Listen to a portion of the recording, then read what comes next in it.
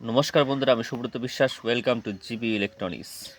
আজকে এই মোটরটি বেন্ডিং হবে 1500 ওয়াটের মোটর। এই 1500 ওয়াটের মোটরটা এই বেন্ডিং কিন্তু সম্পূর্ণ আলাদা। আমরা নর্মাল যে টোটো ই রিক্সা বেন্ডিং করি তার থেকে সম্পূর্ণ আলাদা। আমি এই মোটরটি বেঁধে আপনাদেরকে দেখাচ্ছি রানিং করে যে মোটরটি আদৌ ঘুরবে কি না। কিন্তু এর এর যে কয়েল বাঁধাই করা সম্পূর্ণ আলাদা। ঠিক আছে, তো দেখতে থাকুন।